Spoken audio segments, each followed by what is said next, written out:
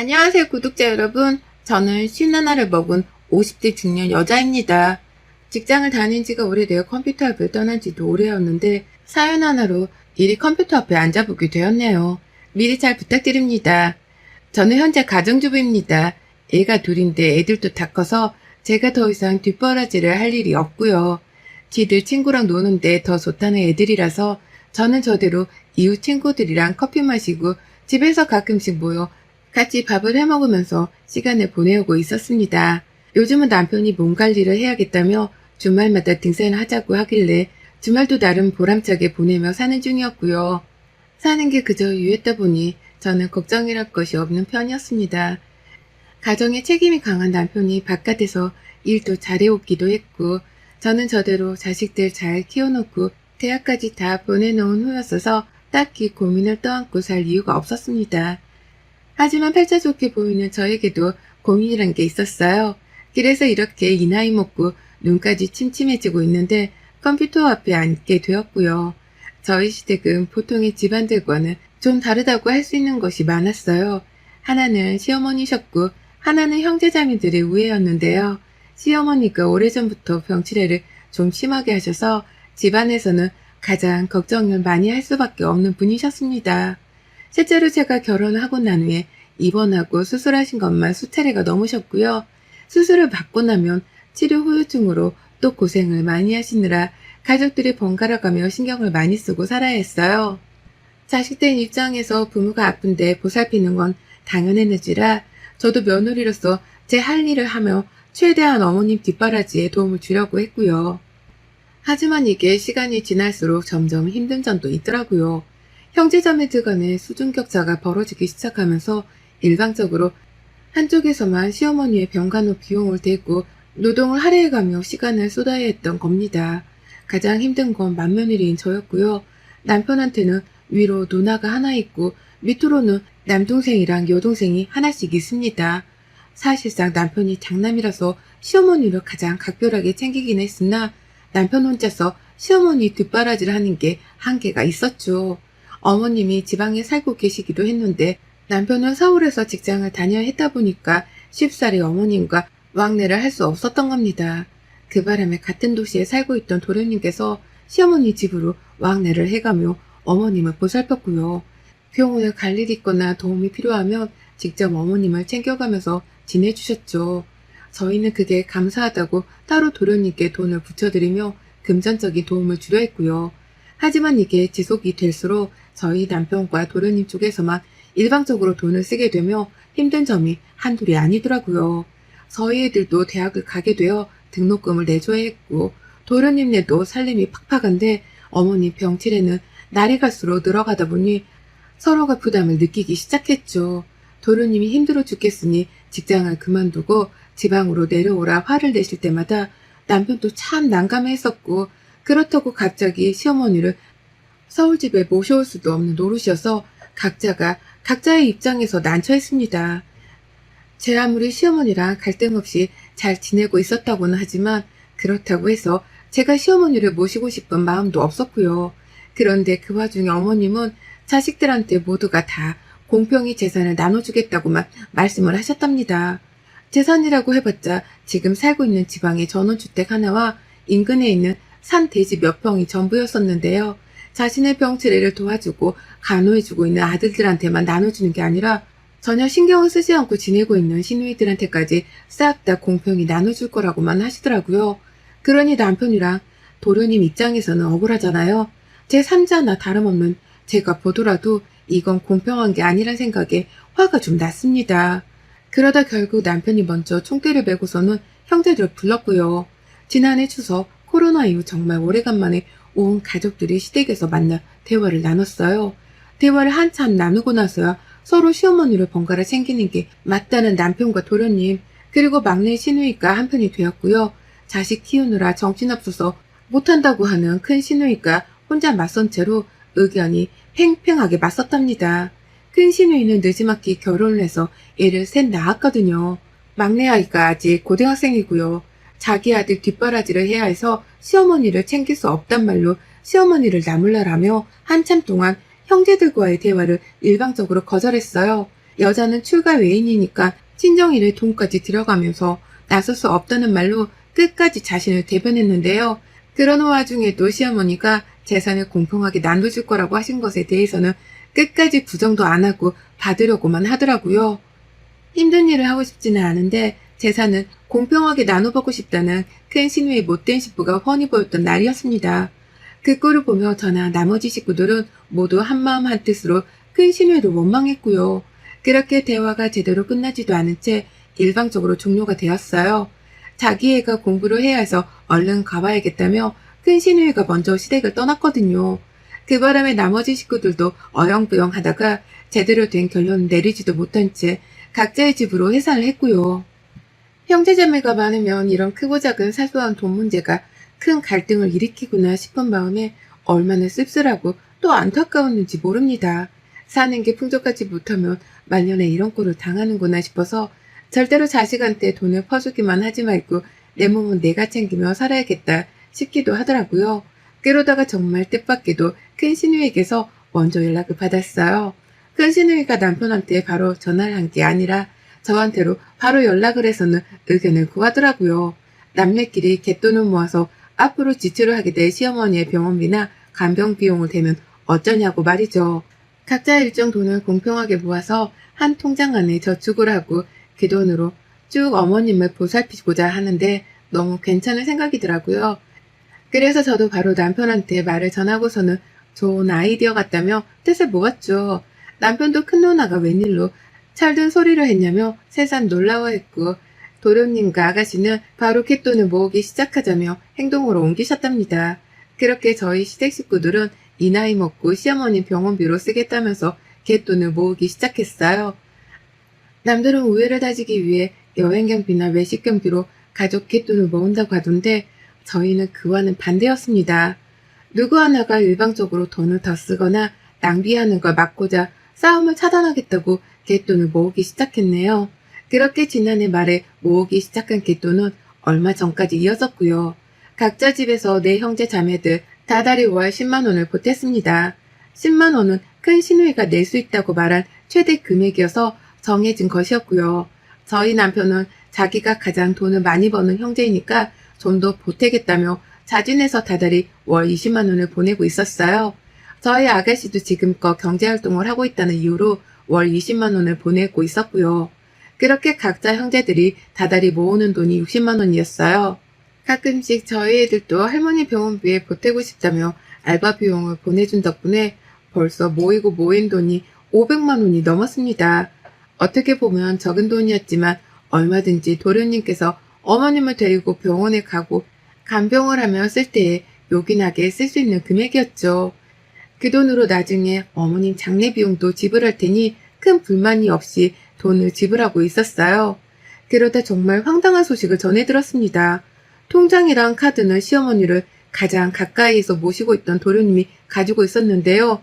도련님의 와이프인 동서가 저한테 죽겠다는 목소리로 전화를 해서 말하더라고요. 도대체 형님은 카드를 언제 다시 돌려주신대요? 라고 말이죠.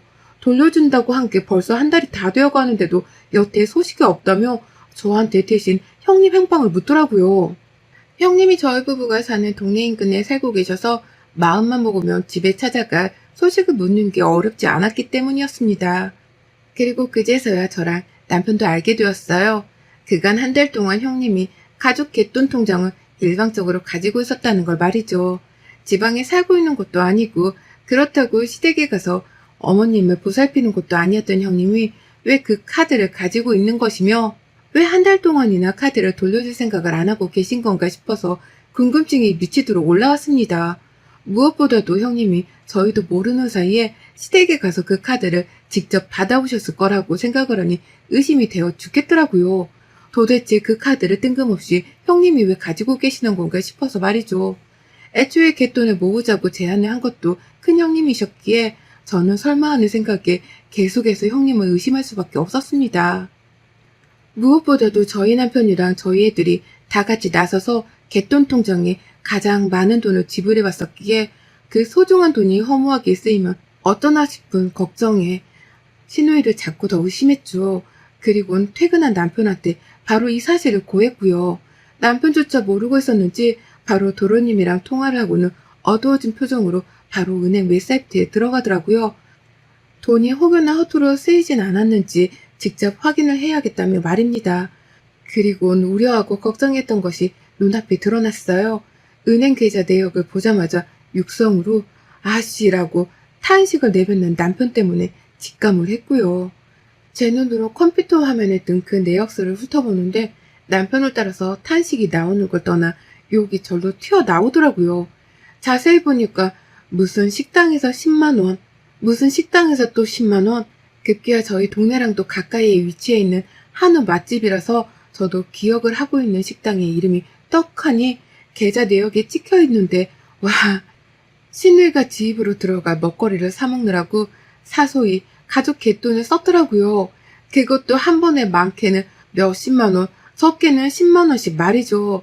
분명 벌써 모아놓은 돈이 몇백은 훌쩍 넘어야 했는데 남은 돈이 꼴라 100만 원 언저리에밖에 없었고 남편은 바로 도련님께 물었죠. 그간에 어머니 병원비며 약값이며 다 내역을 달라고 해서는 총 금액을 계산했는데 신우이가 밖에서 처먹느라고 쓴 돈은 반에 반도 안 되는 금액이었습니다. 결국 그날 남편은 망설일 것도 없이 신우이한테 전화를 했습니다. 안 오면 니네 집으로 쳐들어가서 자식들 앞에서 개쪽을 줄 거라며 난리를 피웠는데도 신우이가 바빠서 못 온다며 울고 불고까지 하면서 사정을 하더라고요. 그래서 남편은 스피커폰으로 켜놓은 채로 신우이한테 온갖 쌍욕을 날려가면서 혼을 냈죠. 누나가 사람이야? 엄마 병원비 보태려고 남매들끼리 부담 좀 돌고자 모아놓은 돈인데 그걸 멋대로 쓰는 게 사람 새끼냐? 라면서 말이죠. 그런데 남동생한테 욕까지 처먹으면서 혼이 난 신우이가 뭐라고 변명을 한 줄 아세요? 바로 그 집 자식들 애 셋을 들먹이며 이유를 댔어요. 우리 집에 애가 셋이나 있잖아. 막내는 고3이고 몸보신을 시켜야 하는데 엄마가 돼서 제대로 돈을 벌어오는 것도 아니고 내가 잘 먹게라도 해야 마음이 편해서 카드를 좀 썼어. 근데 이거 내가 금방 갚아서 다시 돈을 집어넣으려고 했었어. 정말이야. 라고 말합니다. 지 자식들 걱정부터 하고서는 지 자식들 입에 고기를 먹이겠다며 가족 갯돈을 썼더라고요. 막내가 고3이라서 잘 먹어야 하는 나이라며 말이죠. 제 아무리 그렇다 하더라도 친엄마의 병원비로 탄탄히 쓰라는 돈이었는데 그걸 식당에서 몇십만 원씩 턱하니 결제를 하다니 저로서는 정말 이해를 할 수 없는 신우의 행동이었습니다. 뭐 저런 사람이 다 있나 싶어서 저도 모르게 고개를 절레거리며 흔들었고요. 머리가 지끈거려서 먼저 방 안으로 들어오긴 했지만 들어보니 신우이는 남편한테 아주 싹싹 빌며 매달렸어요. 바로 카드를 돌려줄 거고 자신이 쓴 만큼 돈을 다시 채워놓은 후에 돌려주겠다고 말이죠. 딱 하루만 더 시간을 달라며 아주 애걸복걸을 하며 빌었고 그제서야 남편은 피곤하다며 하루의 시간을 주고선 전화를 끊었답니다. 그렇게 괴로운 하루가 흘렀어요. 저는 억울하고 괘씸한 마음에 잠도 제대로 못 잤습니다. 내 아이들이 고생해서 알바한 돈까지 보태서 채워넣은 통장이었습니다. 저희 남편은 큰 신우이보다 10만 원씩 더 보태놓은 걸로도 모자라 가끔씩 그달에 여유가 있으면 10만 원을 추가로 더 보내기도 했었어요. 우리 가족이 돈을 가장 많이 보태넣었었고 그래서 사실상 갯돈이라고는 하지만 우리 가족의 지분이 가장 많은 돈이었습니다. 그런데 그걸 신우이가 멋대로 지 자식들 생각만 하고서는 고기를 사 먹이며 썼다고 생각을 하니 분해 죽겠더라고요. 그렇게 뜬 눈으로 신우이를 향한 쌍욕을 마음속에 퍼부어대며 밤을 지새웠고요. 그러다 이른 오후가 되어서야 슬그머니 집을 나섰습니다. 마음은 괴로워 죽겠어도 밤은 해먹어야 했으니 이따 저녁에 애들 해먹일 장이라도 보려고 가까운 대형마트로 나섰어요. 그리고 전 대형마트에 갔다가 정말 꿈에도 상상치 못했던 인물을 마주했습니다. 정말 보자 하니까 사람을 보자기로 아는 건지 큰 신우이를 그 앞에서 마주하고야 말았네요. 그것도 미용실에서 말이죠. 마트에 주차를 하고서 장을 보고 난 후 마트 앞 고창집이 생각이 나서 잠깐 마트 밖을 나갔어요. 혼자 늦은 점심 정도는 먹어야 했어서 그냥 먹고 싶은 거라도 먹어보려고 그 집에 찾아갔다가 곱창을 포장한 후 마트 주차장으로 돌아가고 있었는데요. 한 가게 앞을 지나치다가 저도 모르게 가게 앞에 떡하니 선 채로 시선을 고정할 수밖에 없었습니다. 곱창집에서 몇 블럭 떨어진 곳에 작은 동네 미용실이 있었는데요.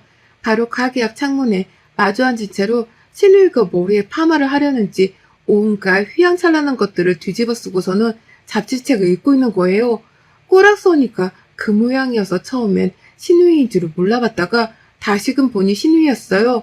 돈 없다고 고3 아들 걱정이 된다며 팔짝 꼬인 소리만 골라하며 불쌍한 척을 하던 게 바로 어제였는데 아무렇지 않게 파마를 처하고 있는 겁니다. 바로 미용실 유리문을 두드렸어요. 신우 얼굴로 말이죠. 신우는 기겁을 하며 창문 앞에 서 있던 저를 보고 소스라지게 놀랐고요. 저는 저대로 극고를 하고서 여태 도망을 안 치고 있는 신우이 태도에 놀래하며 미용실로 들어갔습니다. 신우이는 파마 기계에 머리가 고정되어 있어서 움직이지 못했어요.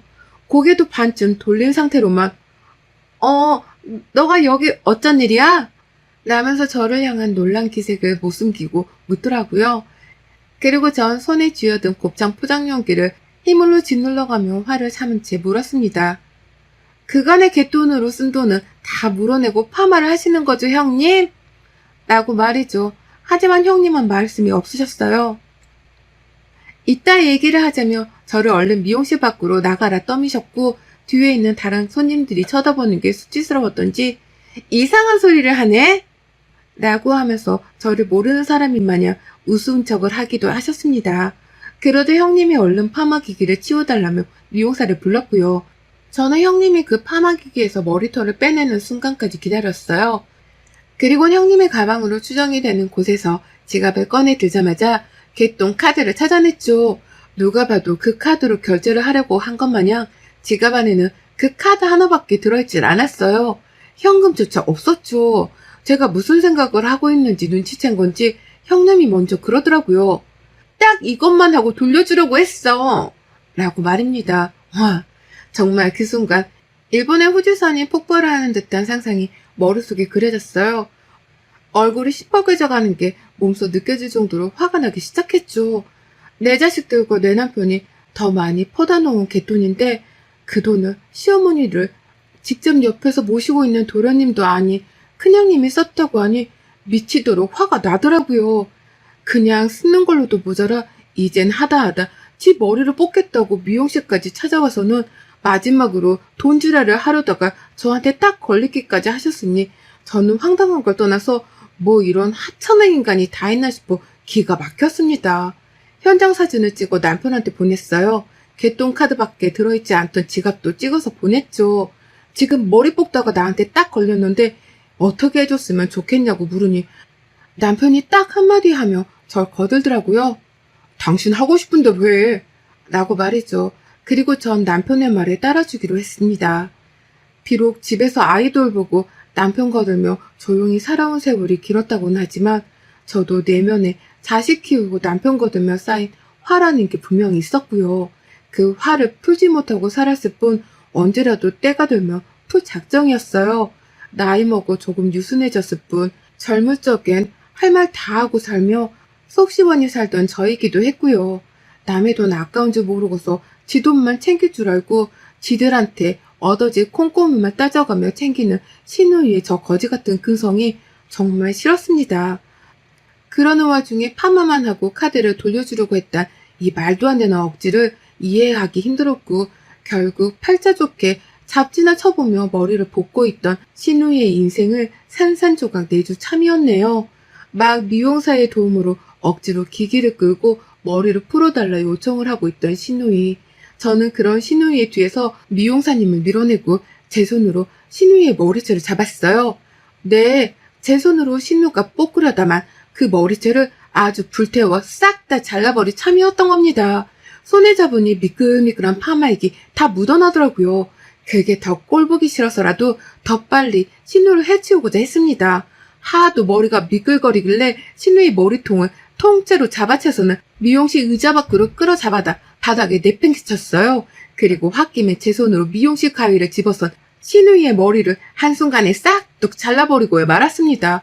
제가 허공으로 신우의 머리채를 잡아당기고 있는 상태에서 가위를 잘라버린 덕분에 가위질이 한결 수월했어요. 약간의 망설임이나 장애물 하나 없이 바로 잘려진 머리카락은 신우의 눈앞으로 떨어졌고요. 저는 감히 또 파마 따위는 하지도 못하도록 몇 번의 가위질을 더해서 신우 머리채를 아주 듬성듬성하게 커트를 잘해줬어요. 마치 누가 보면 6.25 전쟁을 막 벗어난 난민 마냥 제 눈에 보더라도 사람 꼴이 흉악해져 보일 정도로 아주 듬성듬성하게 머리를 잘라놨습니다. 머리가 잘려나는 소리와 함께 신우는 울부짖었고요. 저는 제 손에 묻어나는 파마용이 짜증난다며 서둘러 신우이한테서 떨어졌어요. 파마해줄 필요 없어요. 2년이 어머님 병원비 된다고 가족끼리 모아놨던 갯돈을 훔쳐다가 지 자식들 고기 처먹인 걸도 모자라 지 머리 뽑겠다고 여기 온 겁니다. 파마 따위 해주지도 마세요. 라고 하며 미용실 사장님께 호소를 했고요. 더러워진 제 손을 치켜 세워 올리면서 이거 어디서 닦아야 해요? 라고 물으니 가게 사장님이랑 손님들이 일제히 저를 도와준다면서 미용실 안에 있던 세면대를 가르쳐 주시더라고요. 다들 저를 돕겠다며 일심동체가 되어서는 손가락으로 세면대를 지목하시는데 순간 그 모습이 너무 웃기고 든든해서 웃음이 나올 뻔한 걸 겨우 참았답니다. 저는 미용실 안에서 신우의 머리카락을 잘라버리고 난동을 비운 후 제 손까지 친히 닦고선 입구에 놔뒀던 포장 곱창까지 잘 챙기고서는 미용실을 나왔어요. 뒤에서 여전히 신우는 파마를 하려다 머리채가 잘리고선 어안이 벙벙했던지 울부짖는 소리만 내며 일어설 기미를 보이지 않았는데요. 제가 문을 열고 막 나서려고 하니 뒤에서 미용실 사장님이 따라 안 나서고 뭐해요? 라고 하면서 신우이를 보채더라고요. 저를 따라서 빨리 가게를 좀 나가달라고 말이죠. 미용실에서 나오고 나자마자 괜히 가슴이 벌렁벌렁거려서 뒤를 다시 돌아보진 못했지만 아마 신우이는 가게 안에서도 푸대접을 받다 못해 결제를 할 돈이 없었다 보니 바로 정신을 차리고 미용실에 나왔을 겁니다. 저는 혼자 포장곱창을 곱게 챙겨서는 마트 주차장까지 돌아왔고요. 그제서야 차 안에서 마음을 진정시키고 남편한테 전화를 했어요. 당신이 나 하고 싶은 대로 하라고 하길래 내가 하고 싶은 대로 일을 저질렀다면서 말이죠. 그러니 남편은 딱 하나를 물었습니다. 카드는 챙겼어? 라는 질문을 말이죠. 남편이 원한 건 갯돈이든 카드 딱 하나였더라고요. 그래서 전 남편에게 임무 수행을 완료했다는 대답을 남기고 유유히 갯돈카드를 챙기곤 집으로 돌아왔습니다. 신우요? 온 가족들의 원망에 욕설을 내뱉으며 거의 소외를 시키기 시작하면서 이젠 태도를 완전히 바꿨어요. 갯돈이라는 꽁돈을 좀 얻어보려다가 이제 남매들이 번갈아 가면서 쓴 갯돈을 돌려놓으라고 빚독촉을 하기 시작한 바람에 스스로 숨고 피하고 도망치려고 엄청나게 발버둥을 치는 중이랍니다. 집으로 전화했더니만 제 목소리를 듣자마자 도망치듯 끊어버리기도 했고 집으로 찾아가겠다고 하니 또 저번처럼 애원하며 당장 돈을 갚겠다며 돈 10,000원을 계좌이체로 보내기까지 했네요. 그런 식으로 앞으로도 신우가 쓴 돈만큼 저희는 번갈아가며 신우한테 독촉 전화를 날릴 계획이랍니다. 매번 돈 10,000원씩 이체받는다고 해도 언젠가는 다 돌려받을 수 있을 테니까요. 아이고 우리 신우 꽁돈 한번 얻어보려다 인생이 극도로 피곤해지게 생겼네요. 여러분의 생각은 댓글로 남겨주세요. 오늘도 시청해주셔서 정말 감사합니다.